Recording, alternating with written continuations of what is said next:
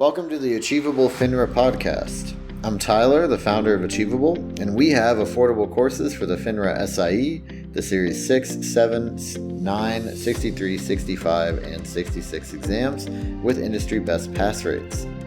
Each Achievable course includes everything you need to pass the first time. Full textbook, videos on key topics, thousands of questions backed by our memory-enhancing algorithm, and full-length practice exams. You can try it out for free by going to achievable.me, and if you like it, the code podcast gets you 10% off. So you should use it. Now, let's get started. Today, we've got Ken Finnen from Capital Advantage Tutoring with us. And Ken, I'd love if you could introduce yourself for people who haven't heard of you before. Sounds good. Hey, how are you, Tyler? I am Ken Finnen. I run a tutoring service called Capital Advantage Tutoring. I also run one of the top YouTube channels in the platform called Series 7 Whisperer. I have over 1,000 videos on all the different FINRA and NASAA exams. I have a TikTok under the same name, Series 7 Whisperer, and Instagram, same thing. The Instagram and TikTok are more fun stuff, and then the YouTube is like long form videos and some short form. I have playlists for every single test that you're going to take on FINRA and NASAA World.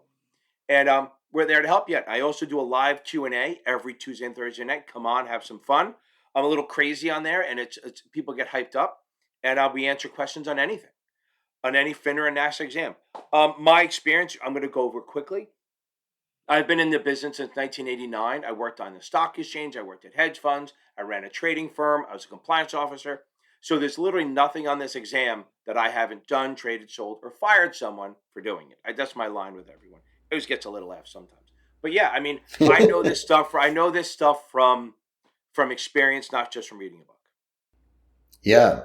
No, I think that's why we all appreciate your takes on it.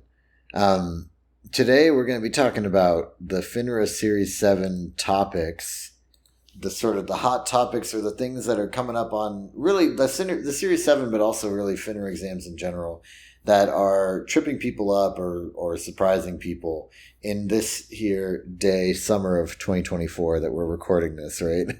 I think the first one you talked about was like reverse convertibles coming up a lot and tripping people up. Let's start there and then we can take it from there. It's a crazy product. So it does pop up. It's not going to be a lot, but if you see it, you don't want to be surprised. So like a reverse convertible, normal convertibles are you turn it into common stock and you, the customer, the investor, get to choose when to convert, when it's profitable for you. The reverse convertible is literally the opposite. It's a short-term security, and because of what I'm about to tell you, they give you a higher return because you're paying you for your risk. So it gets converted when the issuer decides to convert it. So what happens is you buy the bond, you're getting interest, and it still converts into stock. But what they will do is near maturity, they will decide, are they going to convert it or give you the stock, whichever's lower. If the stock is trading higher than with a par value or the knock-in value, they're going to give you the bond because it's less. If the stock is trading below where the knock-in or the par value of the bond is or where it's trading, they're going to give you the stock. So it kind of screws you over a little bit because they're giving you the worst of the two scenarios. As opposed to when you buy a bond, when you buy a convertible, you're going to do it when it's good for you, while they're going to do it when it's good for them. So that shows up a little bit. It's not deeper than that. Just know that it's short term and you get a higher rate of return because of the risk you're taking. Yeah, why would anyone do that? Is it just because you kind of think you see it as like a stock purchase with a bond backup or I think it's better income. I think you're looking at a better return and you're hoping the stock doesn't move that much so that it doesn't matter. You're hoping it doesn't move so much that you really lose what you get in the extra return. So if the rates don't move and the stock doesn't move, then you're getting a better return than other people. Like if you buy a convertible, maybe it's like a 5% convertible. Here you may get 7. So that extra 2% you manage in what the risk is. That's it. It's really a short term. You're looking for a higher rate of income. Yeah, great. What other things are you seeing that's kind of tripping people up on the FINRA exams right now? So I always yell at people the day before the test, no test, right? But the bigger one, I tell everyone, read customer accounts. That's literally, I'm finding almost every single exam, whether it's NASAA or FINRA or anything, customer accounts is so heavy on the test, but it's easy, right? So people go, I know customer accounts. And then I ask them a question or two and they don't. Like I ask everyone, there's one question I ask everyone. when does a customer sign the new account form? And Tyler, even you would think, oh, right away, they sign up right up front, which is normal. And that's what every broker dealer in the world does. There's actually no requirement for the customer to sign the new account form. So it's like those are little things that you need to find in the book. So one thing is big is going to be customer accounts. You want to do that the day before, the morning of, or the day before to make sure that's solid. Inside that, there's a term coming up that's popping up more and more called a springing power of attorney. And I've done a couple of videos on it because it's been popping up and I've seen it a couple of times. Sounds ominous. Oh no, it's crazy, right? So a regular power of attorney is like, if I trust Tyler, I'm going to give him the ability to trade my account, pay my bills, stuff like that. And I do a power of attorney or a discretion account where he can do trades on his own without telling me and pay my bills. But when it ends at either if I get mentally incapacitated, coma, or death, it ends. But this is a little different. A springing power of attorney doesn't go into effect until you're incapacitated, coma, not death, obviously, but incapacitated or coma. So let's say I don't trust Tyler, but I don't want him to. I do trust him after I die to handle my account. So I'll give him springing power of attorney. He has no control over my account right now. But once I go into a coma or incapacitated or the Alzheimer's finally kicks in, people say Ken's nuts, take him away. Then Tyler gets control of the account. That's a big one, and that's been showing up, and it just seems so weird because a regular power of attorney ends at incapacitation, where the springing power of attorney goes into effect. I saw a question just so you can see how it was. A mom has her daughter in a TOD account, which is transfer on death, which means if the mom dies, the daughter gets the money immediately, no probate. But she doesn't want her to have control of the account now for whatever reason. But in case something happens, she wants her daughter to be able to make decisions on the account. So the question is, what do? She sets up a springing power of attorney. And that's all that is. It's nothing crazy. Okay. Yeah, so that one seems reasonable. Yeah. It's interesting that it's like the opposite of the other one with the same name, but Right. I know. And so one ends and the other one starts. It's kind of interesting. Just another thing that pops up that a lot of people are surprised about, but this isn't new. Preferred stock. Preferred stock shows up quite often. Okay, it's definitely showing up on the. You're gonna get 5 to 10 questions on preferreds, which it's not hard. It's just people go, I was shocked at how many preferreds I get, and that's really, and it's not hard. Again, it's like, what are the risks? What if it's a convertible? How do you convert? What can a preferred do versus not do? That's more for the FINRA exams, not so much on the NASAA ones. Mm-hmm. And the other one, go ahead. Sorry about that. My ADD is just kicking in, right? Okay, so now the other part is like remember something. This is what I tell everyone. There's not a lot of math on this test. None of these exams have a lot of math, but you will see PE ratio. You will see earnings per share. You will definitely see some balance sheet and technical versus fundamental analysis stuff. But again, nothing crazy. So don't focus so much on the math part. Try to get the concepts. Right. Well, I think like options is kind of math, but I guess it's more like the math is easy and the concepts are hard, maybe. 100%. And that's the thing. So I tell all my students, they all wish there were more option questions on the test. They really do. But what surprises people, they're ready for the math. And then half the exam of the options is really theory. Like not so much about, what's break even, max gain, max loss, which is obviously there. But stuff like if you're long stock, what do? Well, what are the choices? You can either sell a call for income or buy a put for protection. There's really no other choices. And then if you're short stock, you're going to buy a call to protect or sell a put for income. It's a lot of that. Like if you want volatility, you buy a straddle. If you want stability, you short a straddle. All these things are half of the options questions. Absolutely, will be more on theory than anything else. Yeah, and strategy, right? Yep. And suitability on that stuff. We know suitability is all over it, right? And that's not surprising. But that if you cannot go into this test, if you aren't comfortable with suitability.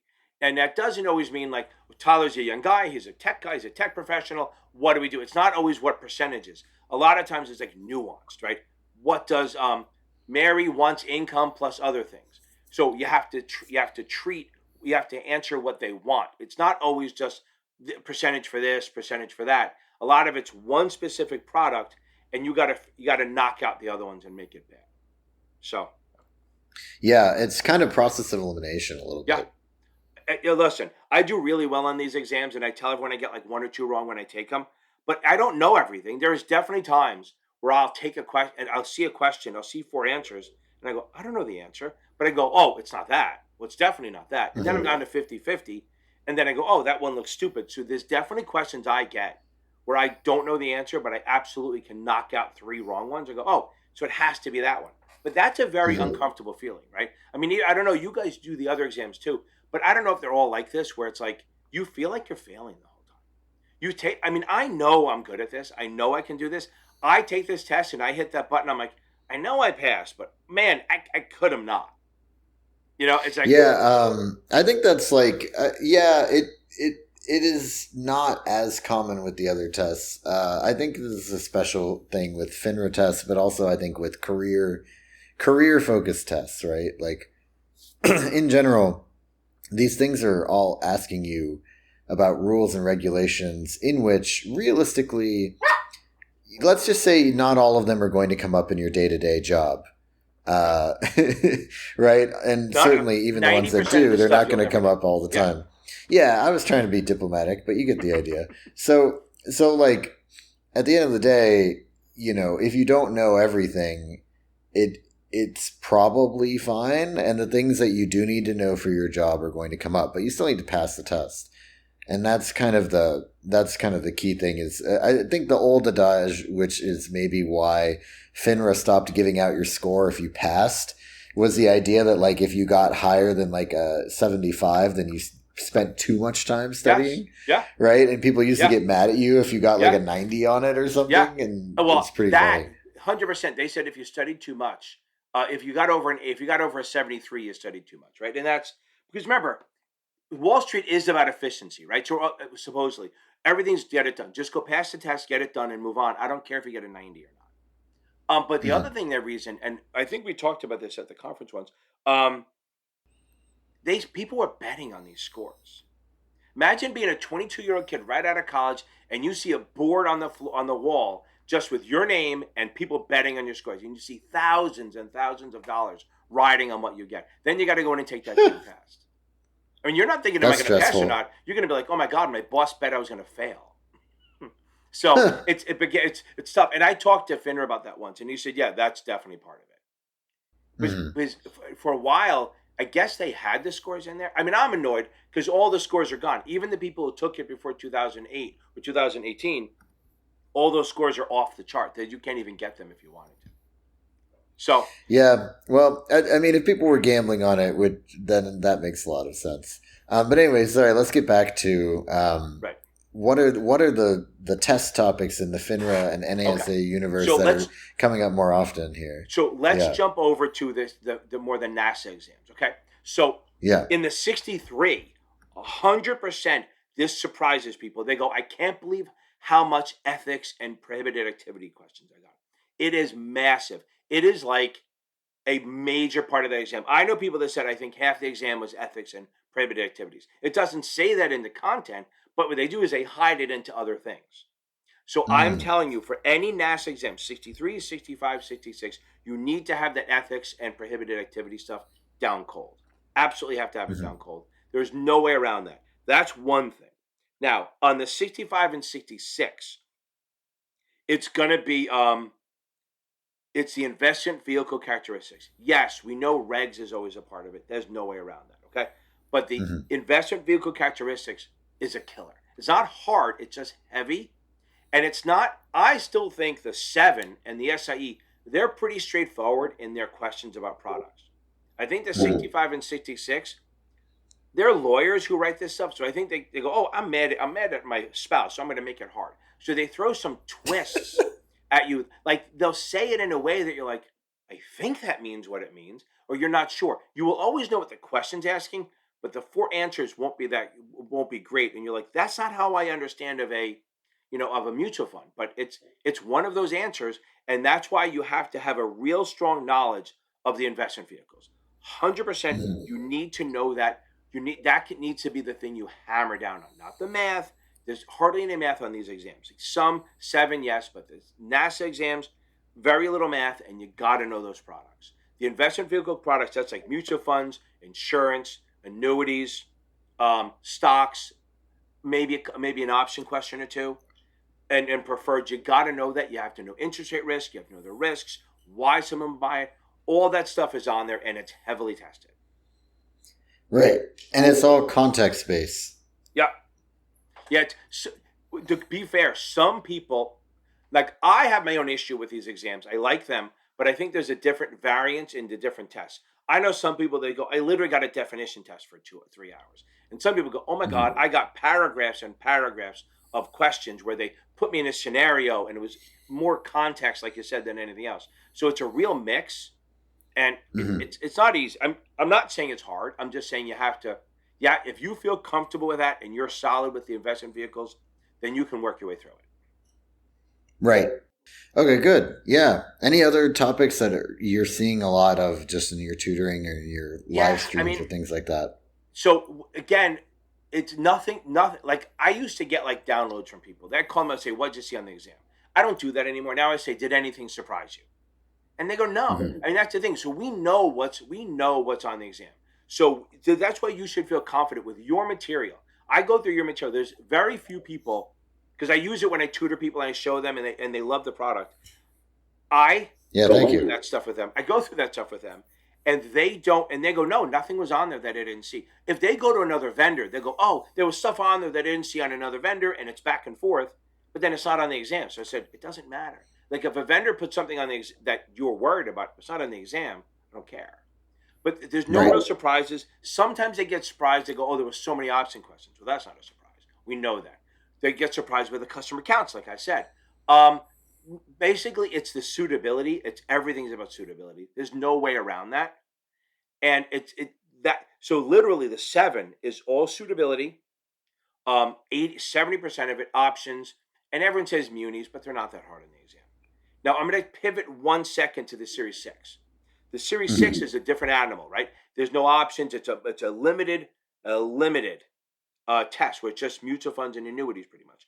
Where people get screwed up, and I've heard a lot about this, the communications, like retail versus correspondence. So let me do that real quick. I'm not going to do high level. Let me talk about that. Okay. So it's very easy, but it looks hard. Here's the deal.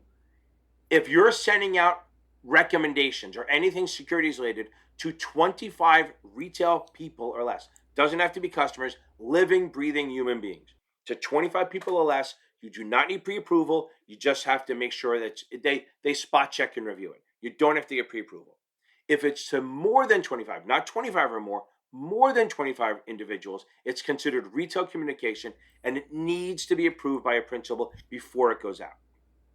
Now, on top of that, we have institution. What is an institution? A bank, a broker-dealer, a hedge fund, insurance companies, other broker-dealers. You're sending stuff to them. Again, we don't care. So we care, but we're not protecting them. So that does not need to be pre-approved. So the only thing that needs to be pre-approved is retail communications. Now, I'm going to drill down on that a little bit. If you have retail communication and it's what they call static, which means not changeable, like a post, like a website post, or maybe an Instagram post that can't actually be changed by having a conversation, that's considered static and it needs pre-approval. However, if you're in a chat room or going back and forth on an Instagram post, which most firms don't allow anyway, but if you did do a chat room, which is what they call interactive or real-time communications, that does not get pre-approved. That falls into the old spot check and review. So correspondence, that makes sense. Yeah. So because how could you every time you want to chat someone, you hold on, find the compliance person and have them check it, right? They're not going to do that. So correspondence, real-time communications, and institutional get spot check and review. Now, some things, and again, what I'm covering right now is literally what you need to know. If you have communications, there are certain ones that need to be filed with FINRA. If it's an option communication, a mutual fund communication, CMOs, DPPs, or futures. I'll say that again, if I can remember it. Options, mutual funds, CMOs, DPPs, and futures. All of those have to be filed with FINRA. The ones you need to remember are if an investment company which is a mutual fund, if that stuff has to be sent either within 10 days or 10 days prior. If it's a mutual fund and it has what they call self-created rankings or ratings, it has to be sent 10 days prior. Mm-hmm. Everything else should be within 10 days. That's the one you have to worry about, is if it's a mutual fund, especially on the 6, if it's a mutual fund, you got to make sure you file it 10 days ahead of time. If it has self-created rankings or rating. Other than that, you do it after.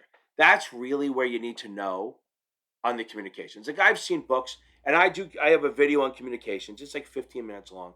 I've seen books, and I basically just stop in the middle and go, I'm not doing the rest. Because it's not on the test. They go so deep on this stuff that it's just like, it becomes noise. Just got to know what you're doing. Yeah. You've got to focus on what's actually testable. And remember that a passing grade is, a 72 and not a 99. So the goal is to nail all the things that are going to be on the test. Yeah. And make educated guesses on the stuff that you don't know. And if you can knock 2 out, then you're up to the 50-50 shot. Yeah, look, we're looking for a C-. We're not even looking for a B. I think we can find a C- out of this test. Mm-hmm. Right? 72 is a C-. It's my grade point average, I think, all through high school. So that's why I'm good at this test, because I just kind of flowed right through the old average pass-fail stuff. So, no, it's good. Yeah. Other than that, there's not a lot of surprises. So people should feel better that there's no real gotcha stuff. It's not like out of left field. You may get 1 or 2 things, but they're random. I mean, they're really random, and usually the stuff, if you have never seen any mention of it ever, it's probably one of the 10 unscored questions. Mm-hmm. So people should feel confident that if they're using your materials, whatever it is, they have enough information to pass, and there's not going to be a real surprise. Yep. Yeah, and I mean the good news is that these tests have been around for a while, and they're based on FINRA and the SEC and NASAA's rules that they all decide, and those things don't change super often, because if they did, they'd be very disruptive to the stock market. So no news is good news. Yeah, and and the good thing is, and what I found is that a lot of times they try to keep numbers out of things like RMDs or contributions, because if they just say, gave to your maximum contribution, well, then they don't have to change it every year when the numbers change. But if they say, $7,000, every year they have to change it. So a lot of times it's not, you have to put in $8,000 or 73. It's, they'll just say RMD. And so this way it doesn't matter what year it is. It works. I mean, I've seen questions. I've heard people say, not that anyone shared questions with me, but I heard through a birdie, there are questions I saw 10 years ago that are still on the exam. Right. There's nothing, things don't change that much. So. Yep. Well, great. Well, thanks for going over the stuff that's tripping people up. And this has been Achievable's FINRA podcast, hosted by Tyler from Achievable with Ken Finnen from Capital Advantage Tutoring. And Achievable has courses for really all the core FINRA exams, FINRA SIE Series 6, 7, 60, the NASAA Series 63, 65, and 66, and the FINRA Series 9. And you can try all of our courses for free by going to achievable.me.